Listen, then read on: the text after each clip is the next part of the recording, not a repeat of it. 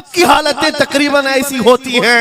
इंसान अपने लिए इतना कमाता है, माल जमा करता रहता है, और जब उसके खाने का वक्त आता है मलकुल मौत पंजा मारकर रूह निकाल लेता है और सारा माल उसका धरा का धरा रह जाता है, ना वो चख पाता है ना खा पाता है। गौसे पाक रज़ी अल्लाह ताला अन्हु ये दुनिया की हालात बता रहे थे, और मेरे अजीजों आज भी वही हालात हैं हमारे, आज भी वही हालात हैं। हमने कमाने के लिए अपनी सेहत गंवा दी, रात नहीं देखा दिन नहीं देखा, दौड़ते रहे माल हासिल करने के लिए, इतना जमा कर लूं, इतना जमा कर लूं, इतना जमा कर लिया, जब तक तो सेहत बिगड़ गई, शुगर भी आ गई, बीपी भी आ गई, और ऐसी बीमारियां लग गई कि अब इनको ठीक करने के लिए जितना जमा किया था खर्चा करते रहो। शेख सादी रहमतुल्लाह अलैह फरमाते हैं ये दो कामों में तो इंसान की पूरी जिंदगी खत्म होती है, पहले कमाने के लिए सेहत गंवाता है और फिर सेहत बचाने के लिए माल गंवाता है। ये दो चीजों में गौसे पाक रज़ी अल्लाह ताला अन्हु की नसीहत यही थी कि इतना जमा कर ले जाते हो, इतना जमा करते हो कि फिर जब खाने का वक्त आता है तो मियाँ ऐसे हालात होते हैं कि नमक भी नहीं खा पाते, शक्कर भी नहीं खा पाते। दूसरी बातें तो छोड़ो, शुगर वाले शक्कर नहीं चख पाते, बीपी वाले नमक नहीं चख पाते। अरे ये बड़ी छोटी चीजें हैं, और माल देखो तो करोड़ों का है, अरबों का है, अरबों का माल पड़ा हुआ है, नमक नहीं चख पाते, शक्कर नहीं खा पाते। किसके लिए जमा किया था? और थोड़ी और बड़ी बीमारी हो गई तो पानी भी नहीं पी पाते, डायलिसिस चल रहा है, किडनी खराब है। कितने ऐसे लोग मिलते हैं आज, कितने ऐसे हैं जिन्होंने साफ मुझसे कहा कि डॉक्टर ने पूरा गिन करके कहा है कि पूरे दिन भर में जो है एक ढक्कन से पानी पीना, बोतल का जो ढक्कन होता है उस ढक्कन से बस बूंद बूंद चखते रहना, पानी ही ना पियो, इसलिए कि किडनी काम नहीं करती। ये दुनिया है मेरे अजीजों, हमने अपनी सेहत गंवा दी, पूरी की पूरी सेहत गंवा दी इसको हासिल करने के लिए। इसी को मेरे इमाम अहले सुन्नत फाजिल बरेलवी ने कहा था, शहद दिखाए जहर पिलाए, कातिल डायन शोहर कुछ, इस मुर्दार पे क्या ललचाए, दुनिया देखी भाली। लेकिन समझ में किसी को नहीं आता, उस वक्त समझ में आने लगता है जब जाने का वक्त होता है।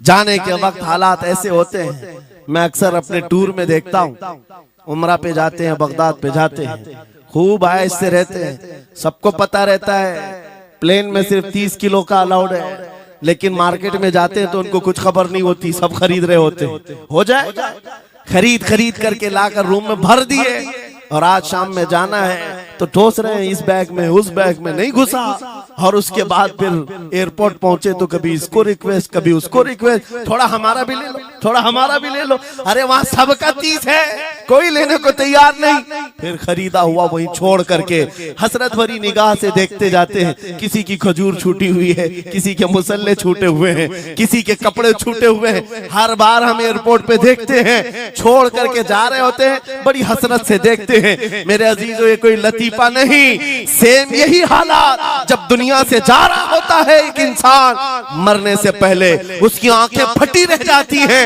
क्यों कहा गया है मरने के वक्त सबसे पहले उसकी आंखें बंद कर दो? क्योंकि वो अपना माल देख रहा होता है, अपनी औलाद देख रहा होता है, अपना घर बार देख रहा होता है। मैंने इसको बनाया था, इस तरह से कमाया था, इस तरह से इसको पाला था, ये सब देखता रह जाता है, उनमें से किसी चीज को उठा भी नहीं पाता, ले नहीं जा सकता, यहाँ तक कि ऐसी हालत होती है खुद जा भी नहीं पाता, दूसरों के कंधों पर सवार होकर जाना पड़ता है।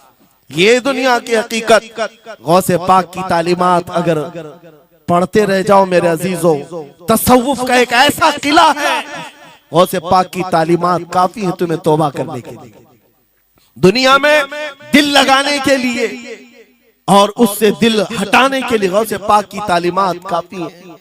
आपने फरमाया था दुनिया में ऐसे रहो जैसे कश्ती समंदर में चलती, कश्ती समंदर में चलती है, यानी पूरे भरे हुए मौजों के पानी पर कश्ती चल रही है, लेकिन उसका कुछ बिगड़ता नहीं है। हाँ, अगर पानी कश्ती के अंदर आ गया तो फिर कश्ती के लिए खतरा है, डूब जाएगी। तुम दुनिया में ऐसी रहो कि तुम्हारे अंदर दुनिया ना आए। तुम दुनिया में हो, तुम्हारे अंदर दुनिया ना आ जाए। अगर तुम्हारे अंदर दुनिया घुस गई तो डूब जाओ, फिर यहां से निकल नहीं पाते। मौलाना रोम इसी की मिलती जुलती बात कहते हैं मसनवी शरीफ में। जलालुद्दीन रूमी फरमाते हैं, एक चूंटी को देखा, शहद का एक कतरा जमीन पर गिरा हुआ है। शहद का कतरा चिपकने वाला होता है, यानी उसके अंदर गम होता है। चूंटी करीब से आई, एक चुस्की ली, शहद को चखा और जाने लगी। फिर आई, पेट कहां भरता है चूंटी का मीठे से। अरे शहद तो पानी में भी रखो, ऊपर से आके गिरती है, और शहद खाना है उसको। और दूसरी तरफ से आई, फिर गई, पेट नहीं भरा, चारों तरफ से उस कतरे को चाट चाट के गई। मौलाना रोम फरमाते हैं, फिर चूंटी के दिल में ख्याल आया, मैंने हर तरफ से तो शहद को चक्कर देखा, टेस्ट एक ही है, बीच कतरे में कैसा टेस्ट होगा? कतरे के बीचों बीच शायद अलग टेस्ट होता है। तो चूंटी ये सोच करके कतरे के ऊपर चढ़ गई, जो शहद का कतरा था उसके ऊपर चढ़ गई। कहा ऊपर चढ़ करके मैं चुस्की लूंगी इसकी और चखूंगी।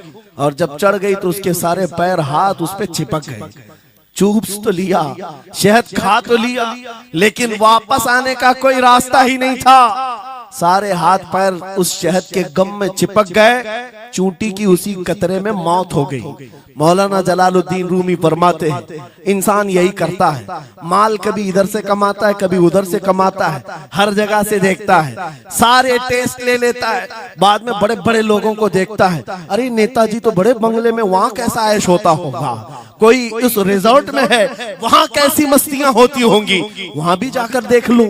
ये वहां भी यहाँ भी करते करते घुस जाता है और दुनिया में ऐसा मसरूफ होता है, उसकी मौत आ जाती है, तौबा की मोहलत नहीं मिल पाती, उसी दुनिया में फंस जाता है। मेरे अजीजों, गौसे आजम की तालीमात ये हैं, दुनिया में ऐसे रहो जैसे कश्ती समंदर में रहती है, तुम्हारे अंदर पानी ना आने पाए। अगर तुम्हारे अंदर आ गया तो डूब जाओगे। इन तालीमात पर अमल करते हुए आज हम हालात देख सकते हैं। जितनी चीजें उन्हें हमें बिगाड़ा है आज, वो दुनिया की मोहब्बत है, वो दुनिया की मोहब्बत है। मेरे आका सल्लल्लाहु अलैहि वसल्लम का एक फरमान मैं सुनाता हूँ, अबू दाऊद शरीफ की हदीस है। वो आज के जमाने में अगर मैं आपके सामने बयान करूं तो ऐसा लगे हमारे लिए ही बयान हुआ है। रसूल करीम सल्लल्लाहु अलैहि वसल्लम फरमाते हैं, यूशकु अन तदाअ अलैकुमुल उमम कमा तदाअल अकिलतु इला कुसअतिहा। करीब एक जमाना तुम पर आएगा, तुम देखोगे कि सारी जमातें मेरी उम्मत पर टूट पड़ेंगी, ऐसे टूट पड़ेंगी जैसे भूखा बर्तन पे झपटता है। भूखा आदमी जैसे बर्तन पे झपटता है, ऐसे मेरी उम्मत पर सारी कौमें झपट पड़ेंगी। आज वही तो हालात है, आज वही हालात है। सबका टारगेट हम ही है, सबका निशान हम है।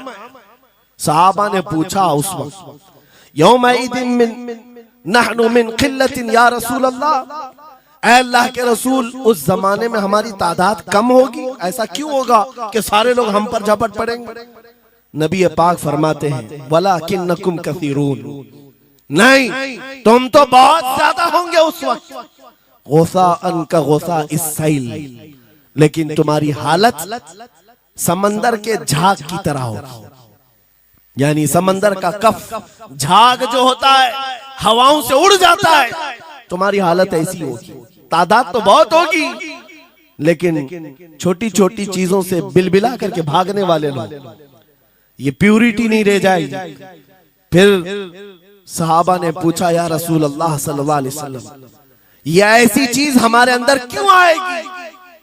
मेरे आका फरमाते हैं, वजह दो ही होगी, दो चीजें जब तुम्हारे दिल के अंदर आ जाए तो अल्लाह ताला तुम्हारे दिलों से, तुम्हारे दिलों के ऊपर काफिरों का, दुश्मनों का रौब डाल देगा। तुम डरते डरते जीने लग जाओगे, खौफ के आलम में जीने लग जाओगे। वो दो चीजें क्या है? मेरे आका फरमाते हैं, हुब्बुद दुनिया व कराहियतुल मौत, दुनिया से बेइंतहा मोहब्बत करने लगोगे और मौत से भागने लगोगे। मौत से तुम्हें नफरत हो जाएगी, डरने लग जाओगे। ये दो चीजें जब तुम्हारे अंदर आ जाए, तुम्हारे दिलों पर काफिरों का रौब डाल दिया जाएगा, दुश्मनों का खौफ डाल दिया जाएगा। क्या ये दो चीजें आज हमारे अंदर आ गई है? नौजवान दुनिया में ऐसे मस्त हो गए, हर एक को अपनी मसलहत है। मेरी दुकान कैसे चलेगी, मेरा बिजनेस कैसे चलेगा। मौलाना तो तकरीर करते हैं, ये बोलते हैं इनको कुछ हो गया, हमारे बच्चों का क्या होगा। ये सारी मसलहतों की बातें मैं सुन सुन करके पक गया हूं। बहुत सारे लोगों को तो ये लगता है इनके साथ मत बैठो, वरना कल को इन पकड़ के ले जाएंगे तो तुम्हारा भी नाम आ जाएगा। बहुत सारे स्टेज पर उलमा के हालात पर अभी तो चल रहा है। जिस दिन कोई टारगेट पर आए इधर उधर बैठने से भी डरने लगे। इनके ऊपर इतने केस हैं, बाजू बैठने वालों की भी हालत खराब हो जाएगी, हमारा भी नाम ना आ जाए। मेरे अजीजों, ये सब गीदड़ भपकियां हैं, तुम्हारे ईमान का इम्तिहान। मैं तो यही कहता हूं, हमारे साथ कोई मामला नहीं। वही बात मैं कहता हूं जो अकबर इलाहाबादी ने कहा था, रकीबों ने रिपोर्ट लिखवाई है जा जा के थाने में कि अकबर नाम लेता है खुदा का इस जमाने में। यही रिपोर्ट लिखवाते हैं जा जा करके। हमारी भी जहां रिपोर्ट लिखी हुई होगी, बात यही होगी कि ये रसूलुल्लाह का नाम लेता है और उनके नाम पर लोगों को बात करता है, यही रिपोर्ट होगी। और इस बारे में हम कभी डरते नहीं।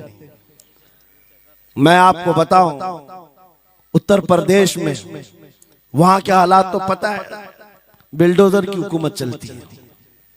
लेकिन मेरे अजीजों, एक मौलाना साहब ने कहा, आपके साथ जलसे में बैठकर मैं लब्बैक लब्बैक के नारे लगा रहा था, दूसरे दिन मुझे थाने बुला लिया और फिर मुझे बहुत ज्यादा मामलात हो गए। कहा कि मौलाना तुम ही नारे लगा रहे थे। आप लोग ना डरे इंशाअल्लाह। यहां पर तो उन्होंने मुझसे कहा, मैं कहा क्या हुआ, फिर कुछ हुआ? कहा मुझसे कह रहे थे केस हो जाएगा, हालात बिगड़ जाएंगे, खराब हो जाएंगे। मैंने कहा फखर करो मौलाना इस बात पर, दुनिया चोरी करके थाने जाती है और तुम नबी का नाम लेकर जा रहे हो। कौन सा मसला है? बात सिर्फ इतनी है मेरे अजीजों, हम बोलते रहेंगे उस वक्त तक जब तक अल्लाह तबारक व तआला ने जुबान रखी है। नबी पाक की अजमत और नबी पाक की शरीयत और औलियाए उम्मत की मिदहत बयान करना जुर्म है। यह जुर्म हम 1000 बार करें, अगर ये जुर्म है 1000 बार करें, बल्कि हम दार पर भी, फांसी के फंदे पर भी ये जुर्म करेंगे, क्योंकि हमारे असलाफ ने हमें ये बताया है जो जान मांगो तो जान दे दें, जो माल मांगो तो माल दे दें, मगर ये हमसे कभी ना होगा नबी का जाहो जलाल दे दे।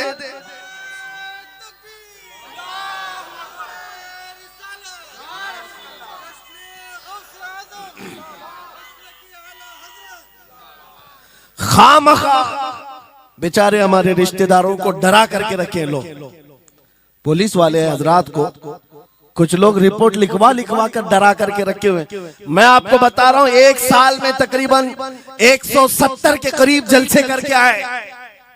किसी एक जगह की भी रिपोर्ट निकाल करके बताओ कि हमने कहीं फसाद करवाया, हमने कहीं पर लोगों में माहौल बिगाड़ा हो, या पब्लिक भड़क करके एक दूसरे के जंग करने पर आई हो, कहीं नहीं।